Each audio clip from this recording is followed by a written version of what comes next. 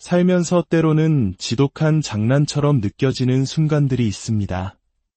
내 인생의 마지막이라 믿었던 사랑이 가장 깊은 상처를 남기기도 하죠.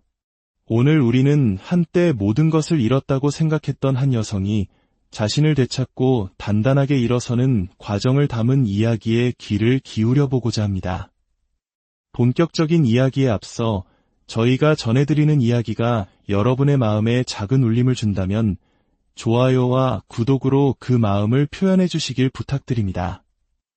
여러분의 따뜻한 응원은 저희가 더 좋은 이야기를 만드는데 큰 힘이 됩니다. 이야기에 귀 기울이시는 모든 분들의 하루에 평안이 가득하기를 바랍니다. 제 인생에는 유독 사랑으로 인한 아픔이 많았습니다. 사람과 사람이 만나는 일이 늘 순탄할 수만은 없겠지만 제게 사랑은 유난히 더 가혹한 시련이었습니다. 제 인생의 마지막 사랑일 거라 굳게 믿었던 남편마저 제게 지울 수 없는 상처를 안겨주었으니까요. 비록 그 상처의 흔적은 아직 깊게 남아있지만 이제 저는 다른 누구도 아닌 제 자신을 먼저 사랑하고 아끼며 살아가기로 다짐했습니다. 오늘 이 사연을 통해 저를 각성하게 만든 그 지긋지긋했던 시댁 식구들과의 이야기를 시작해보려 합니다.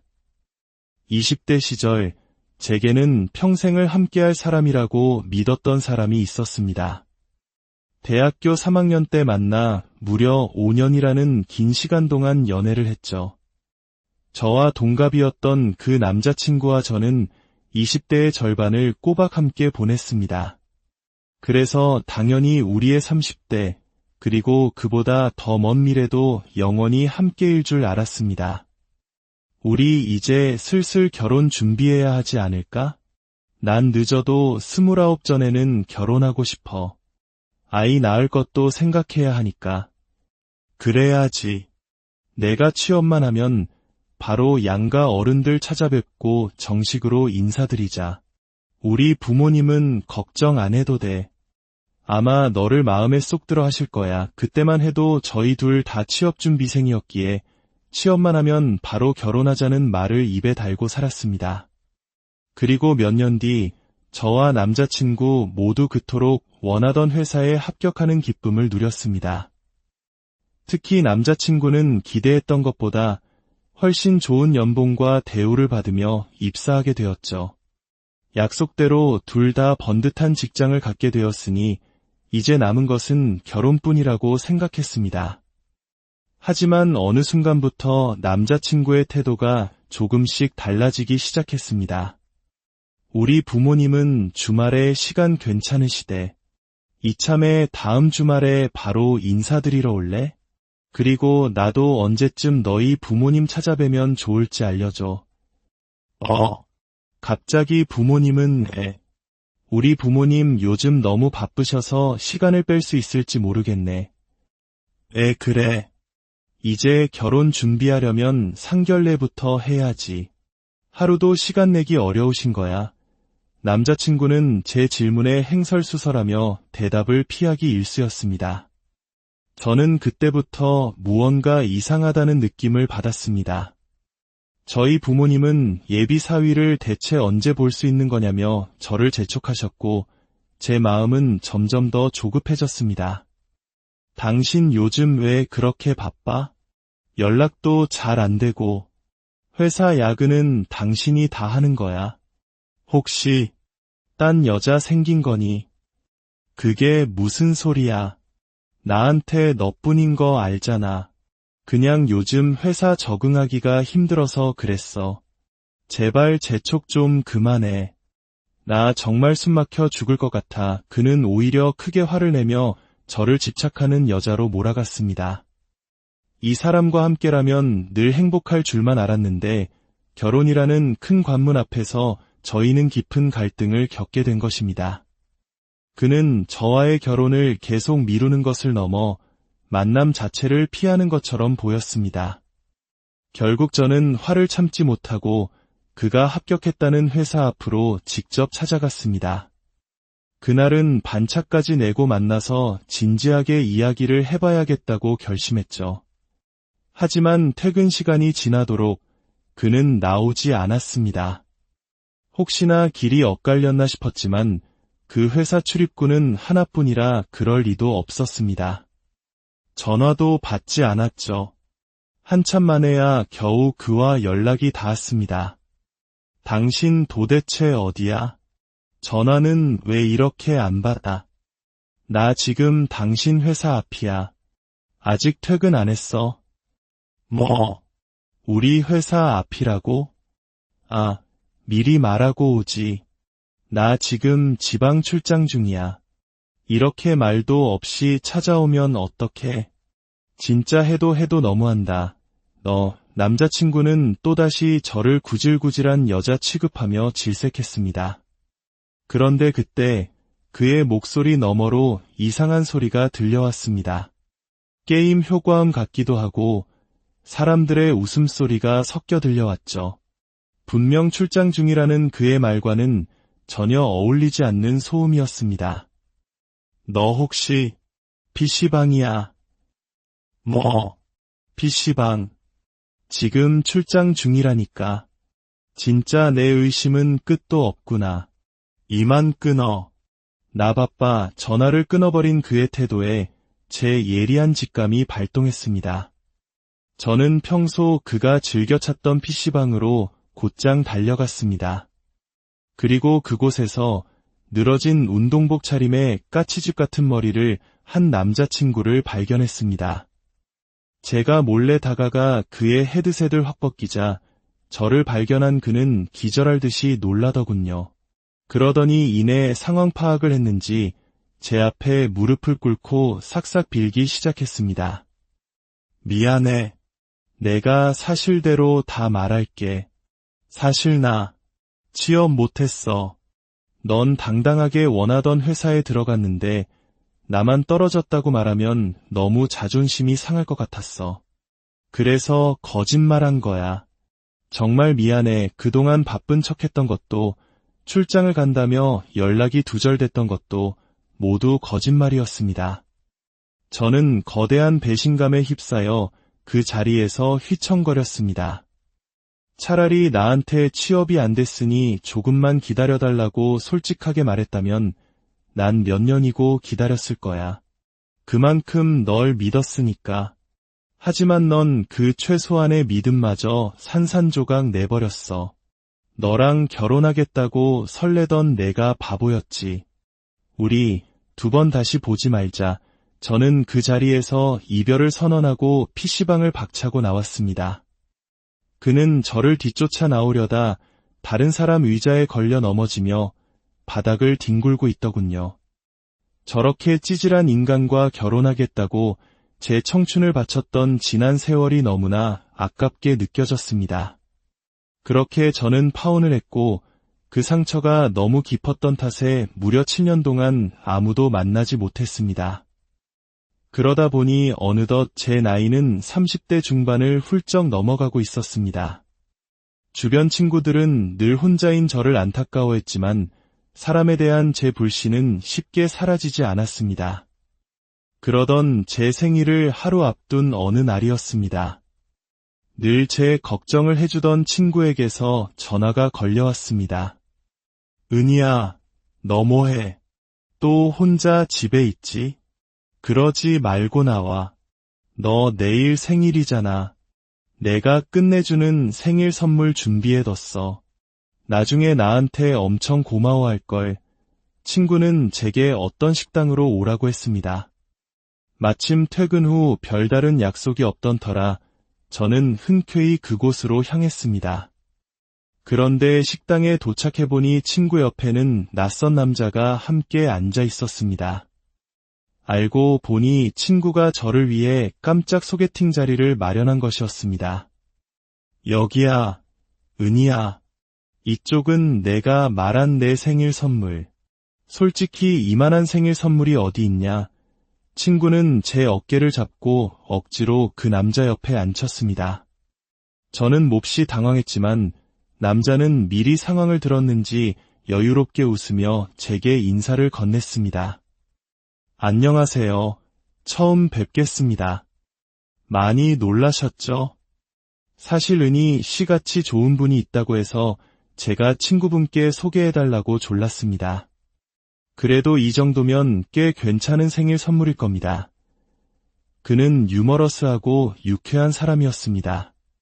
덕분에 저도 긴장이 풀려 셋이 함께 즐거운 시간을 보냈고, 자정이 되자 제 생일 케이크에 촛불까지 켰습니다. 은희야, 촛불 끄기 전에 소원 빌어야지. 이왕이면 좋은 남자 만나서 결혼하게 해주세요 하고 빌어. 아, 아닙니다. 전 정말 좋은 소원이라고 생각하는데요. 이왕이면 제가 그 좋은 남자면 더 좋고요. 남자는 첫 만남부터 제가 마음에 들었다며 아주 적극적으로 다가왔습니다. 저는 이토록 자신감 있고 확신을 주는 사람이라면 다시 한번 믿어봐도 좋겠다는 생각이 들었죠. 그렇게 저희는 결혼을 전제로 한 연애를 시작했습니다. 그의 직업은 세무사였고 당시 꽤 큰 세무회 개법인에서 근무하고 있었습니다. 결혼을 전제로 만났기에 저희는 서로의 가족에 대해 자주 이야기하곤 했습니다. 우리 부모님은 근교에서 흑염소 농장을 꽤 크게 하셔. 당신 흑염소 본 적 있어? 흑염소 농장이요? 야, 그거 참 궁금하네요. 평생 도시에서만 자란 그는 저희 부모님이 하시는 흑염소 농장에 큰 관심을 보였습니다. 그리고 얼마 뒤 저희는 함께 부모님의 농장으로 인사를 드리러 갔습니다. 그는 저희 부모님께 책상 앞에만 앉아있는 새님이 아니라는 걸 보여주고 싶었는지 농장에 도착하자마자 두 팔을 걷어붙이고 일을 돕기 시작했습니다. 장인어른, 흑염소들 사료부터 주면 될까요? 이 녀석들 아주 귀엽게 생겼네요. 자, 이리들 와라. 밥여기 있다. 하지만 마음만 앞선 그는 사료 냄새를 맡고 돌진하는 흑염소 떼에게 쫓기는 신세가 되고 말았습니다. 저와 부모님은 그 모습을 보고 배꼽을 잡고 웃었죠. 결국 그는 흑염소들에게 사료통을 몽땅 털리고 말았지만 그 자신도 그 상황이 웃겼는지 헉헉거리면서도 한참을 웃었습니다. 장인어른, 얘네는 흑염소가 아니라 거의 치타나 콧불소 수준인데요. 사료통만 보고 달려드는데 무서워서 혼났습니다. 비록 흙먼지를 뒤집어 쓴 몰골이 되었지만 덕분에 그는 저희 부모님께 허당미 넘치는 귀여운 사위로 확실하게 눈도장을 찍었습니다. 이제 제 차례였습니다. 예비 시댁에는 시할머님, 시부모님, 그리고 모델 일을 하는 시누이가 있었습니다. 결혼을 앞두고 처음 만난 시누이를 보고 저는 깜짝 놀랐습니다. 키가 174cm에 아주 마른 모델 몸매를 가진 그녀 옆에 서니 160cm인 제가 유난히 작고 통통하게 느껴졌습니다. 아가씨, 역시 모델이라 그런지 정말 멋지네요. 제가 옆에 있으니 민망할 정도예요. 저는 웃으며 말했지만 솔직히 기가 죽는 것은 어쩔 수 없었습니다. 시누이는 직업이 직업인 만큼 자기 관리가 아주 철저한 사람이었습니다. 한 번은 셋이 식사를 하는데 제가 밥 한 공기를 다 먹으려 하자 얄밉게 쏘아붙이더군요. 언니, 공깃밥 한 그릇 다 드시게요? 그거 탄수화물 양이 얼만 줄 아세요? 결혼 앞두고 다이어트 한다면서요. 그래서야 드레스 입겠어요. 다행히 남편이 제 기분을 알아채고 시누이에게 한마디 했습니다. 너 새언니 될 사람한테 그게 무슨 말버릇이야. 당장 사과해. 남편 덕분에 사과를 받긴 했지만 왠지 모르게 찝찝한 기분은 가시지 않았습니다. 그렇게 저는 친구 덕분에 남편을 만나 평생 못할 줄 알았던 결혼을 했고 제 인생에도 드디어 봄이 오는가 싶었습니다. 결혼 후 정정하시던 시할머님께 경증 치매 증상이 나타나기 시작했습니다. 시어머니는 그런 시할머님을 돌보느라 매일 힘들어하셨죠. 어느 날 시어머니께서 급한 일이 있다며 저를 시댁으로 부르셨습니다. 새아가, 나 혼자서는 도저히 힘들어서 안 되겠다. 이제 내가 시집 왔으니 시어머니 좀 모셔라. 내가 치매 환자 돌보는 게 얼마나 힘든지 아니? 시어머니는 시할머님을 제게 떠맡기려 하셨습니다. 하지만 제게는 그리 어려운 일이 아니었습니다.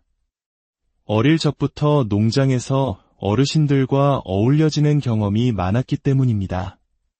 시할머님의 치매는 대화가 가능한 수준이었고, 저는 할머님과 함께 산책도 하고 식사도 챙겨드리며 즐거운 시간을 보냈습니다. 할머님, 손주 며느리 왔어요. 그런데 옷을 왜 이렇게 덥게 입고 계세요? 지금은 쨍쨍한 여름이에요. 저랑 같이 시원하게 여름 산책 나가요. 저는 종종 계절을 잊으시는 할머님과 말동무가 되어드렸습니다. 제가 옆에서 챙겨드리니 입맛이 없으시다던 할머님도 밥 한 그릇을 뚝딱 비우셨습니다. 그 모습을 보신 시아버님께서는 크게 감동하시며 제게 용돈으로 무려 50만 원을 쥐어주셨습니다. 아가, 정말 고맙구나. 우리 어머니가 이렇게 환하게 웃으시는 모습을 본 지가 언젠지 모르겠다. 다 우리 손주 며느리 덕분이다. 저는 그 돈을 시어머니께 드리며 앞으로도 자주 와서 돕겠다고 말씀드렸습니다. 하지만 행복한 시간도 잠시, 시할머님께서는 그로부터 4년 뒤 세상을 떠나셨습니다. 저는 따뜻한 겨울옷을 좋아하시던 할머님을 위해 예쁜 스웨터 한 벌을 관에 넣어드렸습니다. 그리고 며칠 뒤 제 꿈에 할머님이 나타나셨습니다. 할머님은 제 품에 아주 커다란 잉어 한 마리를 안겨주셨죠. 그것은 바로 태몽이었습니다. 놀랍게도 그때까지 소식이 없던 아이가 제게 찾아온 것이었습니다. 할머님께서 하늘에서 보내주신 마지막 선물이 아닐까 생각했습니다. 10개월 후 저는 건강한 아들을 낳았습니다. 아이를 키우며 정신없이 2년이 흘렀습니다. 얄미운 시누이도 양가 부모님도 결혼 전과 크게 달라진 것이 없었지만 변한 사람이 딱 한 명 있었습니다. 바로 제 남편이었습니다. 남편은 아이가 돌이 지났을 무렵부터 회사 일이 바쁘다는 핑계로 집에 늦게 들어오는 날이 잦아졌습니다. 세무사라는 직업 특성상 연말정산 시즌에는 바쁘다는 것을 이해했지만 매일같이 새벽에 들어와 쪽잠만 자고 나가는 모습은 어딘가 의심스러웠습니다. 그러던 어느 날 밤 늦게 귀가한 남편은 씻자마자 골아떨어졌습니다. 저는 안쓰러운 마음에 남편의 잠자리를 살펴보고 있었죠. 그런데 그때 남편의 입에서 믿을 수 없는 잠꼬대가 흘러나왔습니다. 선진아, 이리 좀 와봐. 선진아, 너 진짜 예쁘다. 제 이름은 은희입니다. 그 순간 남편은 다른 여자의 이름을 부르고 있었습니다. 저는 본능적으로 직감했습니다. 남편에게 다른 여자가 생겼다는 것을요. 그날 밤 저는 한숨도 자지 못하고 남편의 배신을 곱씹었습니다. 며칠 뒤 남편의 카드 명세서를 보게 되었습니다. 저에게는 밥 먹을 시간도 없이 일한다고 하더니 세상의 온갖 맛집은 다 다니고 있더군요. 결국 저는 영화에서나 보던 심부름 센터에 의뢰를 맡겼습니다. 그리고 며칠 만에 충격적인 사실을 알게 되었습니다. 이 사진 속 여성을 아십니까? 남편분께서 이 여성의 집에 자주 드나드는 것 같습니다. 이 여성의 이름은 윤선진, 여성복 전문 온라인 쇼핑몰을 운영하고 있습니다. 남편이 잠꼬대에서 부르던 그 이름이 맞았습니다. 저는 거대한 충격과 배신감에 숨조차 제대로 쉴 수 없었습니다. 그동안 남편이 제게 종종 사주었던 옷들이 바로 그 상간녀가 파는 옷이었다는 사실을 깨닫고 저는 그 옷들을 모조리 찢어버리며 울부짖었습니다. 바람이나 피우는 주제에 상간녀가 파는 옷을 아내에게 선물한 그 심리는 대체 무엇이었을까요? 아무것도 모르는 저를 비웃기라도 한 걸까요? 저는 두 인간을 도저히 용서할 수 없었습니다. 저는 곧장 그 상간녀의 쇼핑몰 사무실로 찾아갔습니다. 그리고 제가 찢어버린 옷더미를 그녀의 얼굴에 던졌습니다. 이것 좀 놓으세요. 저도 할 말 있어요. 유부남인 줄 몰랐다고요. 저도 속았어요. 유부남인 줄 몰랐다고? 그런데 왜 내가 던진 옷을 보고 내가 누군지 알아봐? 당신도 다 알았잖아. 둘이 좋다고 바람 피우면서 이따위 옷 몇 벌 던져주면 내가 좋아할 거라고 생각했지. 저는 그녀가 끝까지 뻔뻔하게 나오자 유명 인터넷 커뮤니티에 모든 사실을 폭로하겠다고 협박했습니다.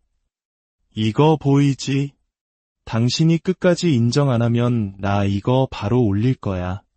불륜녀라고 소문나면 어떤 여자가 당신 옷을 사 입을 것 같아. 그제야 그녀는 사색이 되어 벌벌 떨며 제게 빌기 시작했습니다. 제가 잘못했어요. 당장 헤어질게요. 제발 소문만 내지 말아주세요. 제가 위자료 5천만 원 드릴게요. 제발요. 저는 돈이 아니라 남편과 확실하게 관계를 정리하겠다는 각서를 요구했습니다. 그녀는 손으로 쓴 각서와 함께 5천만 원을 보내왔고 모든 것은 세무 담당자였던 제 남편이 먼저 자신에게 접근했다며 모든 잘못을 남편에게 떠넘겼습니다. 상간녀를 정리한 다음 저는 남편을 끝장낼 준비를 했습니다. 저는 남편이 세상에서 가장 무서워하는 사람, 바로 그가 일하는 세무회계법인 대표를 찾아갔습니다. 대표님, 드릴 말씀이 있습니다. 여기 사무실은 고객 관리를 어떻게 하시는 겁니까? 어떻게 직원이 고객을 꼬드겨서 불륜을 저지를 수가 있단 말입니까? 이게 외부에 소문이라도 나면 사무실 이미지에 큰 타격이 가지 않겠습니까? 대표는 제 이야기를 듣고 길길이 날뛰며 분노했습니다. 내 회사에 먹칠을 해도 유분수지. 신뢰가 전부인 세무사 사무실에서 불륜이라니. 당장 그 인간, 이 바닥에 다시는 발도 못 붙이게 만들겠습니다. 이로써 남편의 사회적 생명은 끝이 났습니다. 제가 모든 응징을 끝낸 후에야 남편은 집으로 기어들어와 제 앞에 무릎을 꿇었습니다. 여보, 내가 잘못했어. 정말 입이 10개라도 할 말이 없어. 우리 아들을 봐서라도 제발 한 번만 용서해주면 안 될까? 정말 딱 한 번 실수한 거였어. 실수?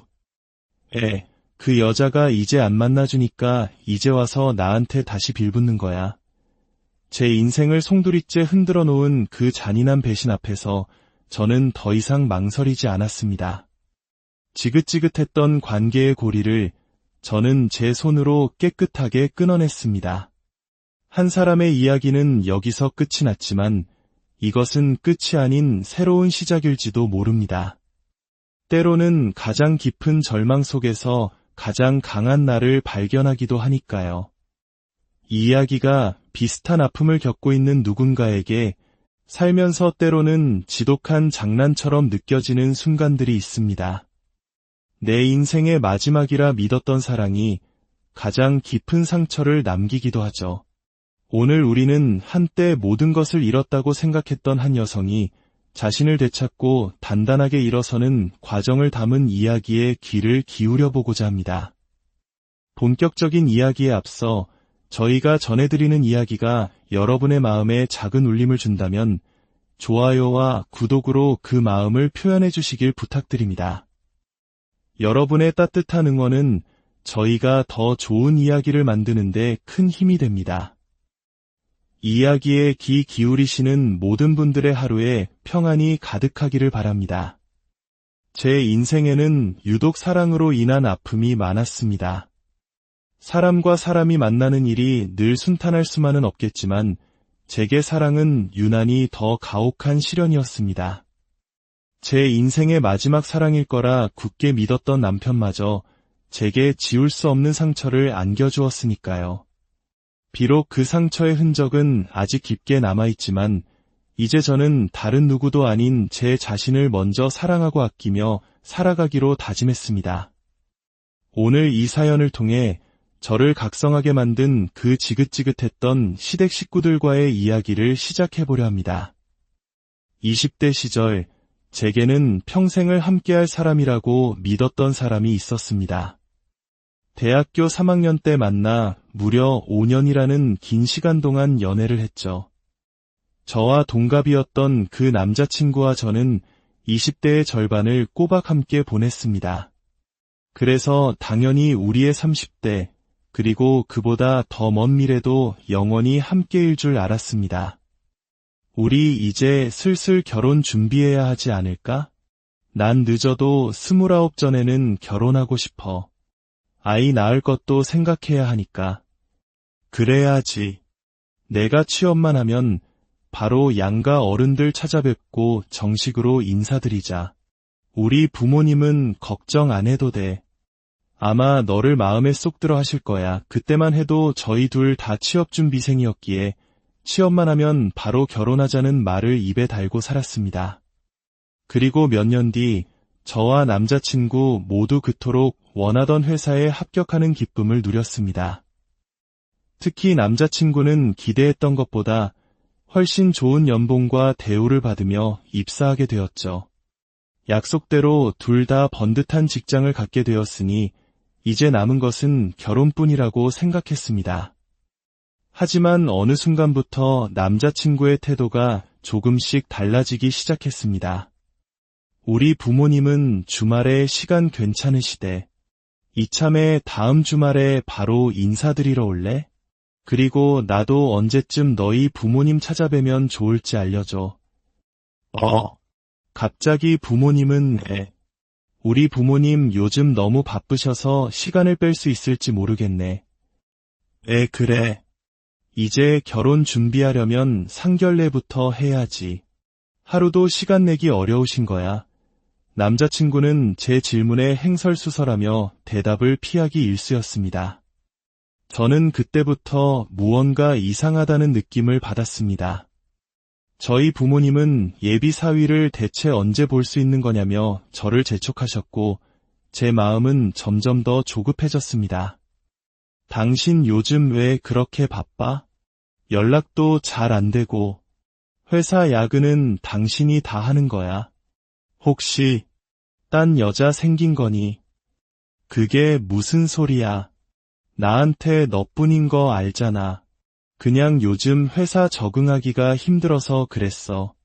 제발 재촉 좀 그만해. 나 정말 숨막혀 죽을 것 같아. 그는 오히려 크게 화를 내며 저를 집착하는 여자로 몰아갔습니다. 이 사람과 함께라면 늘 행복할 줄만 알았는데 결혼이라는 큰 관문 앞에서 저희는 깊은 갈등을 겪게 된 것입니다. 그는 저와의 결혼을 계속 미루는 것을 넘어 만남 자체를 피하는 것처럼 보였습니다.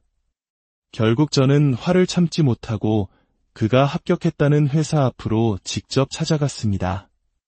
그날은 반차까지 내고 만나서 진지하게 이야기를 해봐야겠다고 결심했죠. 하지만 퇴근 시간이 지나도록 그는 나오지 않았습니다. 혹시나 길이 엇갈렸나 싶었지만 그 회사 출입구는 하나뿐이라 그럴 리도 없었습니다. 전화도 받지 않았죠.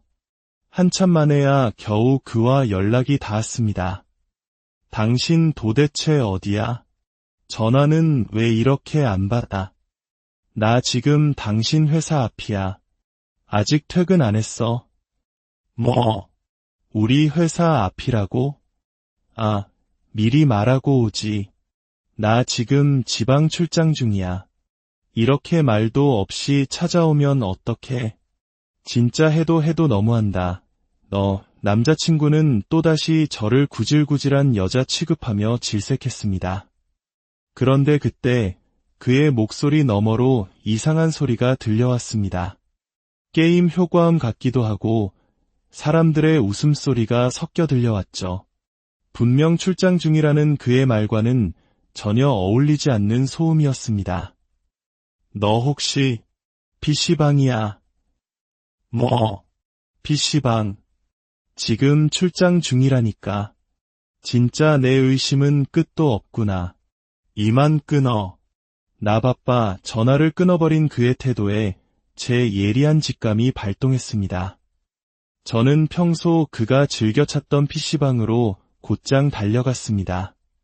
그리고 그곳에서 늘어진 운동복 차림에 까치집 같은 머리를 한 남자친구를 발견했습니다. 제가 몰래 다가가 그의 헤드셋을 확 벗기자 저를 발견한 그는 기절할 듯이 놀라더군요.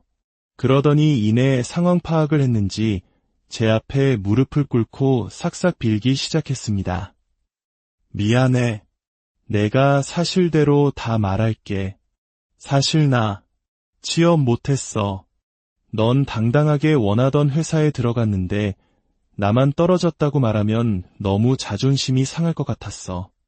그래서 거짓말한 거야. 정말 미안해. 그동안 바쁜 척했던 것도, 출장을 간다며 연락이 두절됐던 것도 모두 거짓말이었습니다. 저는 거대한 배신감에 휩싸여 그 자리에서 휘청거렸습니다.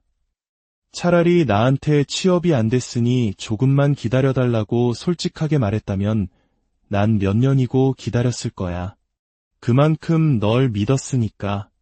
하지만 넌 그 최소한의 믿음마저 산산조각 내버렸어. 너랑 결혼하겠다고 설레던 내가 바보였지. 우리 2번 다시 보지 말자.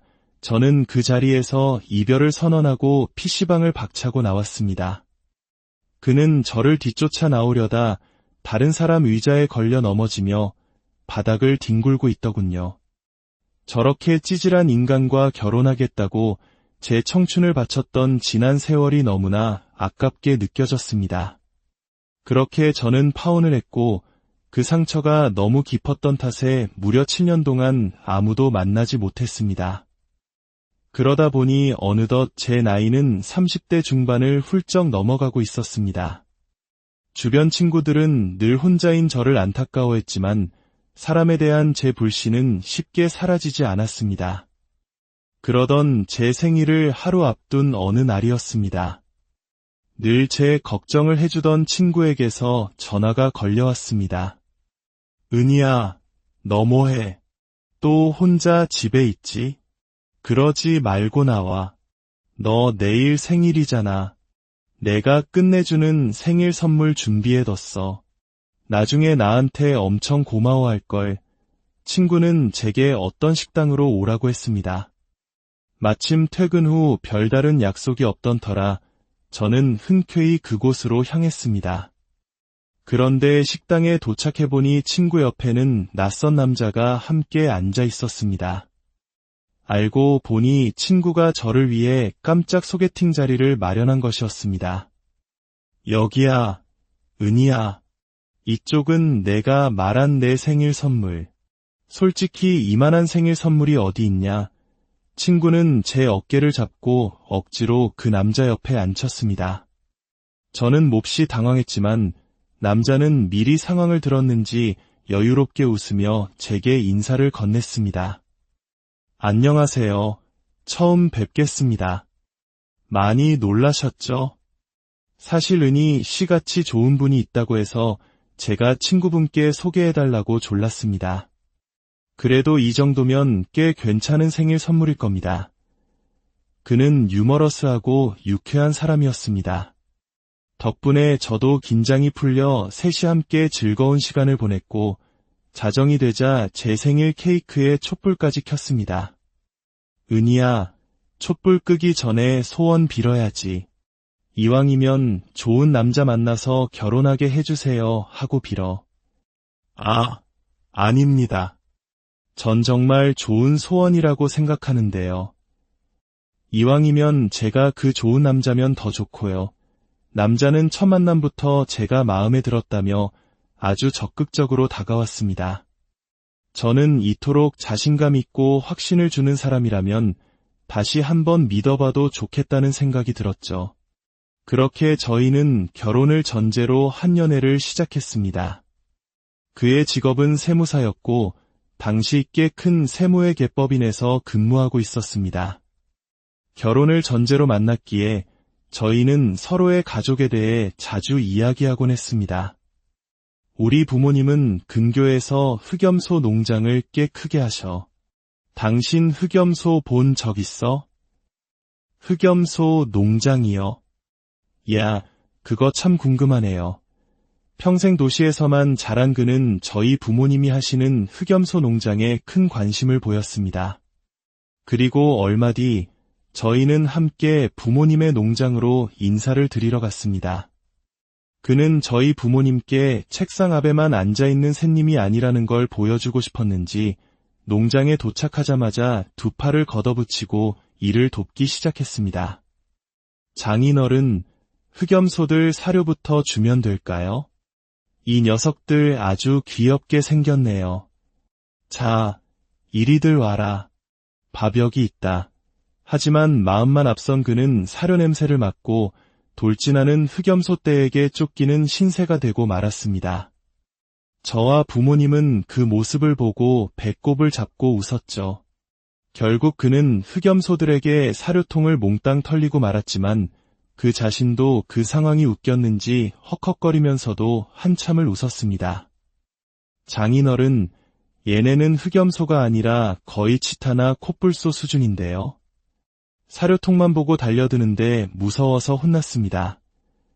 비록 흙먼지를 뒤집어 쓴 몰골이 되었지만 덕분에 그는 저희 부모님께 허당미 넘치는 귀여운 사위로 확실하게 눈도장을 찍었습니다. 이제 제 차례였습니다. 예비 시댁에는 시할머님, 시부모님, 그리고 모델 일을 하는 시누이가 있었습니다. 결혼을 앞두고 처음 만난 시누이를 보고 저는 깜짝 놀랐습니다.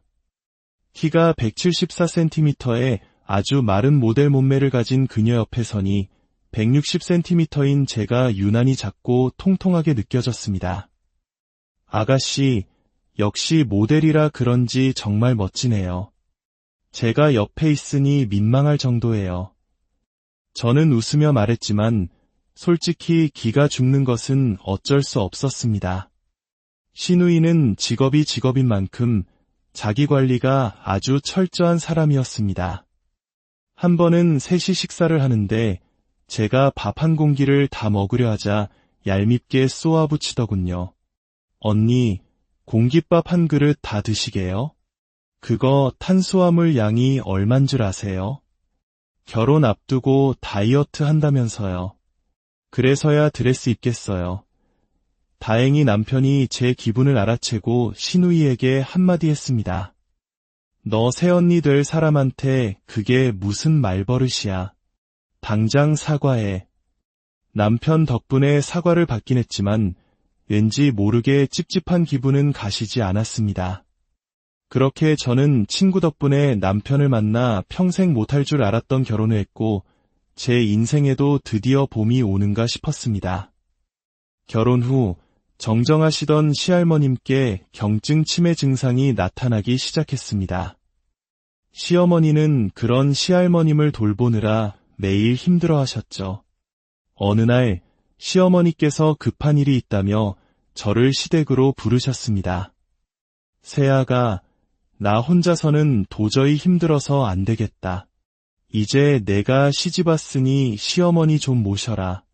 내가 치매 환자 돌보는 게 얼마나 힘든지 아니?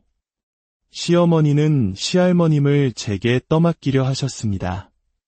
하지만 제게는 그리 어려운 일이 아니었습니다.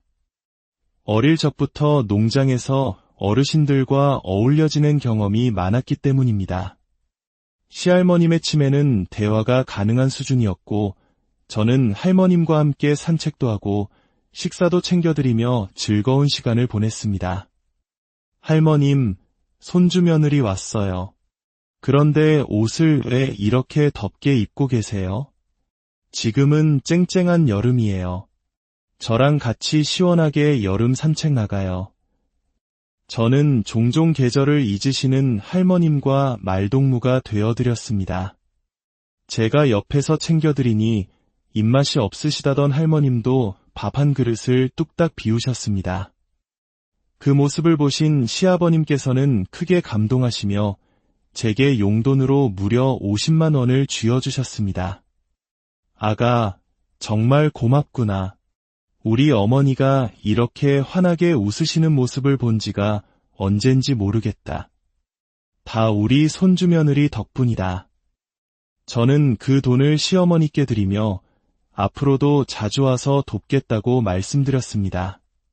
하지만 행복한 시간도 잠시, 시할머님께서는 그로부터 4년 뒤 세상을 떠나셨습니다.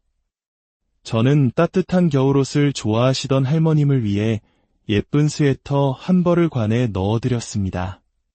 그리고 며칠 뒤 제 꿈에 할머님이 나타나셨습니다. 할머님은 제 품에 아주 커다란 잉어 한 마리를 안겨주셨죠. 그것은 바로 태몽이었습니다. 놀랍게도 그때까지 소식이 없던 아이가 제게 찾아온 것이었습니다. 할머님께서 하늘에서 보내주신 마지막 선물이 아닐까 생각했습니다. 10개월 후 저는 건강한 아들을 낳았습니다. 아이를 키우며 정신없이 2년이 흘렀습니다. 얄미운 시누이도 양가 부모님도 결혼 전과 크게 달라진 것이 없었지만 변한 사람이 딱 한 명 있었습니다. 바로 제 남편이었습니다. 남편은 아이가 돌이 지났을 무렵부터 회사 일이 바쁘다는 핑계로 집에 늦게 들어오는 날이 잦아졌습니다. 세무사라는 직업 특성상 연말정산 시즌에는 바쁘다는 것을 이해했지만 매일같이 새벽에 들어와 쪽잠만 자고 나가는 모습은 어딘가 의심스러웠습니다. 그러던 어느 날 밤 늦게 귀가한 남편은 씻자마자 골아떨어졌습니다. 저는 안쓰러운 마음에 남편의 잠자리를 살펴보고 있었죠. 그런데 그때 남편의 입에서 믿을 수 없는 잠꼬대가 흘러나왔습니다. 선진아, 이리 좀 와봐. 선진아, 너 진짜 예쁘다. 제 이름은 은희입니다. 그 순간 남편은 다른 여자의 이름을 부르고 있었습니다. 저는 본능적으로 직감했습니다. 남편에게 다른 여자가 생겼다는 것을요. 그날 밤 저는 한숨도 자지 못하고 남편의 배신을 곱씹었습니다. 며칠 뒤 남편의 카드 명세서를 보게 되었습니다. 저에게는 밥 먹을 시간도 없이 일한다고 하더니 세상의 온갖 맛집은 다 다니고 있더군요. 결국 저는 영화에서나 보던 심부름 센터에 의뢰를 맡겼습니다. 그리고 며칠 만에 충격적인 사실을 알게 되었습니다. 이 사진 속 여성을 아십니까? 남편분께서 이 여성의 집에 자주 드나드는 것 같습니다. 이 여성의 이름은 윤선진, 여성복 전문 온라인 쇼핑몰을 운영하고 있습니다. 남편이 잠꼬대에서 부르던 그 이름이 맞았습니다. 저는 거대한 충격과 배신감에 숨조차 제대로 쉴 수 없었습니다. 그동안 남편이 제게 종종 사주었던 옷들이 바로 그 상간녀가 파는 옷이었다는 사실을 깨닫고 저는 그 옷들을 모조리 찢어버리며 울부짖었습니다. 바람이나 피우는 주제에 상간녀가 파는 옷을 아내에게 선물한 그 심리는 대체 무엇이었을까요? 아무것도 모르는 저를 비웃기라도 한 걸까요? 저는 두 인간을 도저히 용서할 수 없었습니다. 저는 곧장 그 상간녀의 쇼핑몰 사무실로 찾아갔습니다. 그리고 제가 찢어버린 옷더미를 그녀의 얼굴에 던졌습니다. 이것 좀 놓으세요. 저도 할 말 있어요. 유부남인 줄 몰랐다고요. 저도 속았어요. 유부남인 줄 몰랐다고? 그런데 왜 내가 던진 옷을 보고 내가 누군지 알아봐? 당신도 다 알았잖아. 둘이 좋다고 바람 피우면서 이따위 옷 몇 벌 던져주면 내가 좋아할 거라고 생각했지. 저는 그녀가 끝까지 뻔뻔하게 나오자 유명 인터넷 커뮤니티에 모든 사실을 폭로하겠다고 협박했습니다. 이거 보이지? 당신이 끝까지 인정 안 하면 나 이거 바로 올릴 거야. 불륜녀라고 소문나면 어떤 여자가 당신 옷을 사 입을 것 같아. 그제야 그녀는 사색이 되어 벌벌 떨며 제게 빌기 시작했습니다. 제가 잘못했어요. 당장 헤어질게요. 제발 소문만 내지 말아주세요. 제가 위자료 5천만 원 드릴게요. 제발요. 저는 돈이 아니라 남편과 확실하게 관계를 정리하겠다는 각서를 요구했습니다. 그녀는 손으로 쓴 각서와 함께 5천만 원을 보내왔고 모든 것은 세무 담당자였던 제 남편이 먼저 자신에게 접근했다며 모든 잘못을 남편에게 떠넘겼습니다. 상간녀를 정리한 다음 저는 남편을 끝장낼 준비를 했습니다. 저는 남편이 세상에서 가장 무서워하는 사람, 바로 그가 일하는 세무회계법인 대표를 찾아갔습니다. 대표님, 드릴 말씀이 있습니다. 여기 사무실은 고객 관리를 어떻게 하시는 겁니까? 어떻게 직원이 고객을 꼬드겨서 불륜을 저지를 수가 있단 말입니까? 이게 외부에 소문이라도 나면 사무실 이미지에 큰 타격이 가지 않겠습니까? 대표는 제 이야기를 듣고 길길이 날뛰며 분노했습니다. 내 회사에 먹칠을 해도 유분수지. 신뢰가 전부인 세무사 사무실에서 불륜이라니. 당장 그 인간, 이 바닥에 다시는 발도 못 붙이게 만들겠습니다. 이로써 남편의 사회적 생명은 끝이 났습니다. 제가 모든 응징을 끝낸 후에야 남편은 집으로 기어들어와 제 앞에 무릎을 꿇었습니다. 여보, 내가 잘못했어. 정말 입이 10개라도 할 말이 없어. 우리 아들을 봐서라도 제발 한 번만 용서해주면 안 될까? 정말 딱 한 번 실수한 거였어. 실수? 그 여자가 이제 안 만나주니까 이제 와서 나한테 다시 빌붙는 거야. 제 인생을 송두리째 흔들어 놓은 그 잔인한 배신 앞에서 저는 더 이상 망설이지 않았습니다. 지긋지긋했던 관계의 고리를 저는 제 손으로 깨끗하게 끊어냈습니다.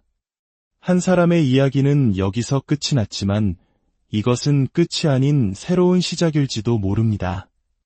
때로는 가장 깊은 절망 속에서 가장 강한 나를 발견하기도 하니까요. 이 이야기가 비슷한 아픔을 겪고 있는 누군가에게 살면서 때로는 지독한 장난처럼 느껴지는 순간들이 있습니다. 내 인생의 마지막이라 믿었던 사랑이 가장 깊은 상처를 남기기도 하죠. 오늘 우리는 한때 모든 것을 잃었다고 생각했던 한 여성이 자신을 되찾고 단단하게 일어서는 과정을 담은 이야기에 귀를 기울여 보고자 합니다. 본격적인 이야기에 앞서 저희가 전해드리는 이야기가 여러분의 마음에 작은 울림을 준다면 좋아요와 구독으로 그 마음을 표현해 주시길 부탁드립니다. 여러분의 따뜻한 응원은 저희가 더 좋은 이야기를 만드는데 큰 힘이 됩니다. 이야기에 귀 기울이시는 모든 분들의 하루에 평안이 가득하기를 바랍니다. 제 인생에는 유독 사랑으로 인한 아픔이 많았습니다. 사람과 사람이 만나는 일이 늘 순탄할 수만은 없겠지만 제게 사랑은 유난히 더 가혹한 시련이었습니다. 제 인생의 마지막 사랑일 거라 굳게 믿었던 남편마저 제게 지울 수 없는 상처를 안겨주었으니까요. 비록 그 상처의 흔적은 아직 깊게 남아있지만 이제 저는 다른 누구도 아닌 제 자신을 먼저 사랑하고 아끼며 살아가기로 다짐했습니다. 오늘 이 사연을 통해 저를 각성하게 만든 그 지긋지긋했던 시댁 식구들과의 이야기를 시작해보려 합니다. 20대 시절 제게는 평생을 함께할 사람이라고 믿었던 사람이 있었습니다. 대학교 3학년 때 만나 무려 5년이라는 긴 시간 동안 연애를 했죠. 저와 동갑이었던 그 남자친구와 저는 20대의 절반을 꼬박 함께 보냈습니다. 그래서 당연히 우리의 30대, 그리고 그보다 더 먼 미래도 영원히 함께일 줄 알았습니다. 우리 이제 슬슬 결혼 준비해야 하지 않을까? 난 늦어도 29 전에는 결혼하고 싶어. 아이 낳을 것도 생각해야 하니까. 그래야지. 내가 취업만 하면 바로 양가 어른들 찾아뵙고 정식으로 인사드리자. 우리 부모님은 걱정 안 해도 돼.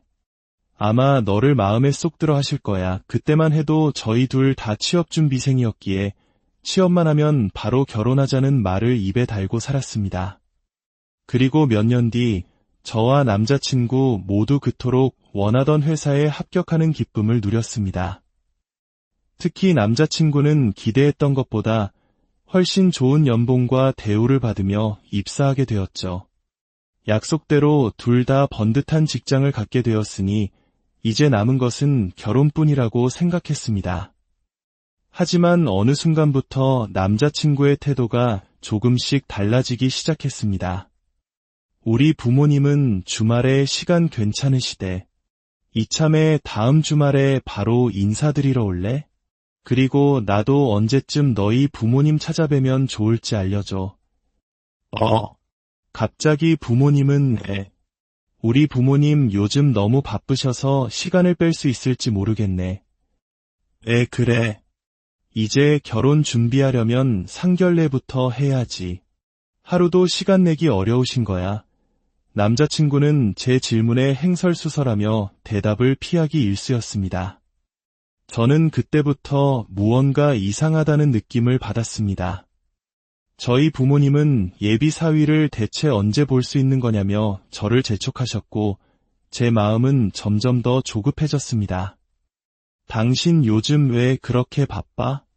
연락도 잘 안 되고 회사 야근은 당신이 다 하는 거야. 혹시 딴 여자 생긴 거니? 그게 무슨 소리야? 나한테 너뿐인 거 알잖아. 그냥 요즘 회사 적응하기가 힘들어서 그랬어. 제발 재촉 좀 그만해. 나 정말 숨막혀 죽을 것 같아. 그는 오히려 크게 화를 내며 저를 집착하는 여자로 몰아갔습니다. 이 사람과 함께라면 늘 행복할 줄만 알았는데 결혼이라는 큰 관문 앞에서 저희는 깊은 갈등을 겪게 된 것입니다. 그는 저와의 결혼을 계속 미루는 것을 넘어 만남 자체를 피하는 것처럼 보였습니다. 결국 저는 화를 참지 못하고 그가 합격했다는 회사 앞으로 직접 찾아갔습니다.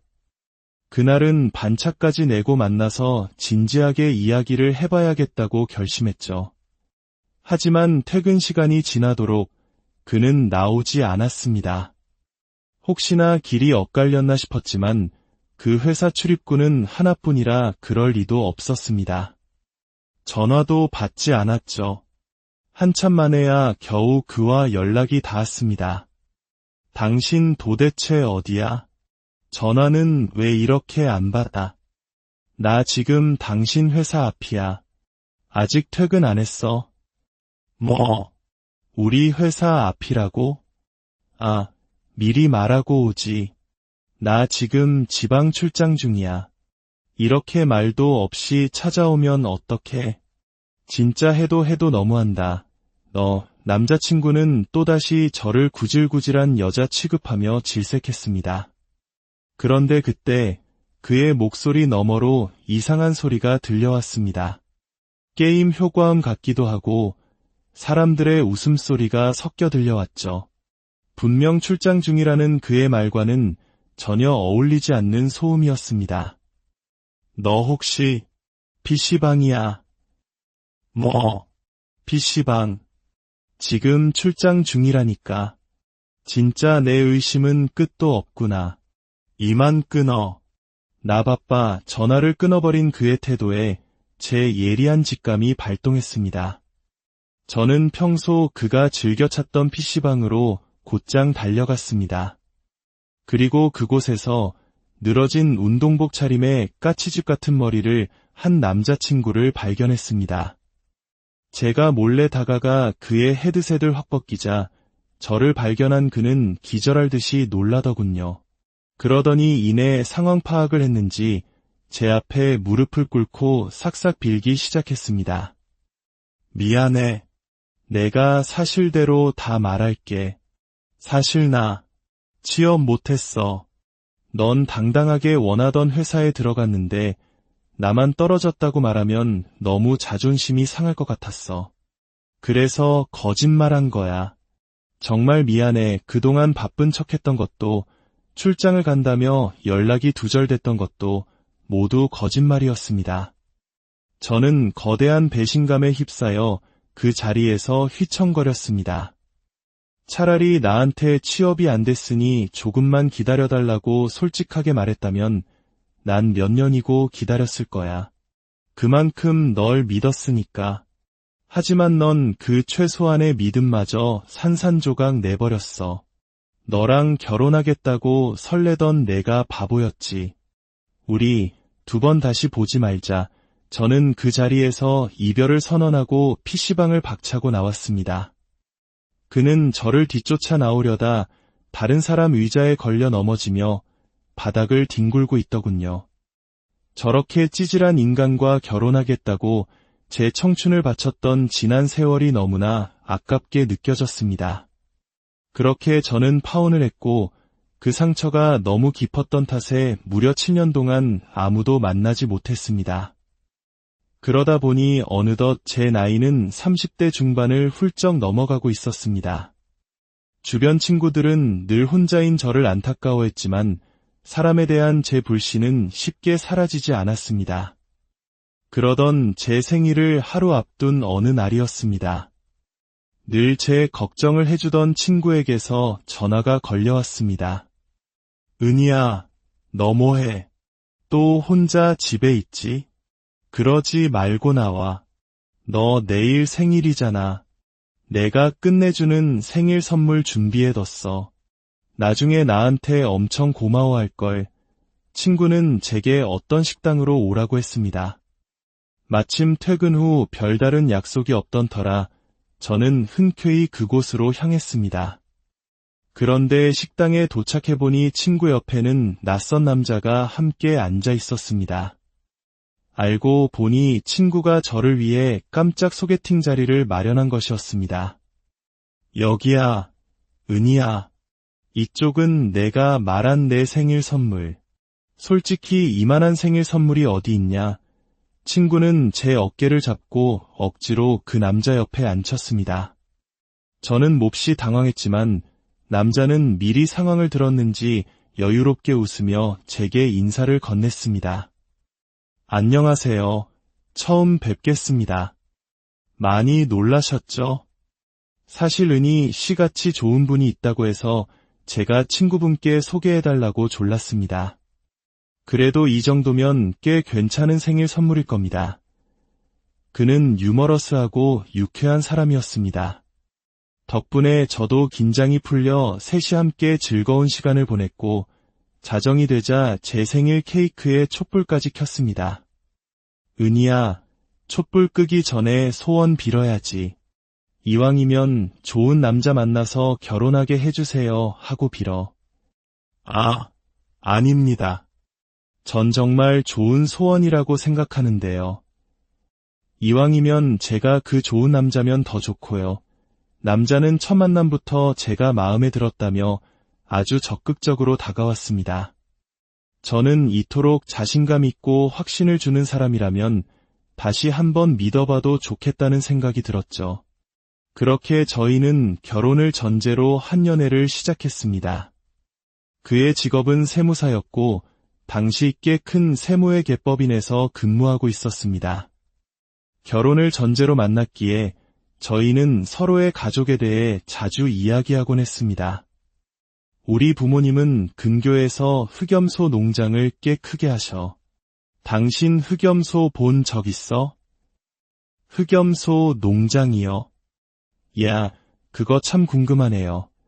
평생 도시에서만 자란 그는 저희 부모님이 하시는 흑염소 농장에 큰 관심을 보였습니다. 그리고 얼마 뒤 저희는 함께 부모님의 농장으로 인사를 드리러 갔습니다. 그는 저희 부모님께 책상 앞에만 앉아있는 새님이 아니라는 걸 보여주고 싶었는지 농장에 도착하자마자 두 팔을 걷어붙이고 일을 돕기 시작했습니다. 장인어른, 흑염소들 사료부터 주면 될까요? 이 녀석들 아주 귀엽게 생겼네요. 자, 이리들 와라. 밥 여기 있다. 하지만 마음만 앞선 그는 사료 냄새를 맡고 돌진하는 흑염소 떼에게 쫓기는 신세가 되고 말았습니다. 저와 부모님은 그 모습을 보고 배꼽을 잡고 웃었죠. 결국 그는 흑염소들에게 사료통을 몽땅 털리고 말았지만 그 자신도 그 상황이 웃겼는지 헉헉거리면서도 한참을 웃었습니다. 장인어른, 얘네는 흑염소가 아니라 거의 치타나 콧불소 수준인데요. 사료통만 보고 달려드는데 무서워서 혼났습니다.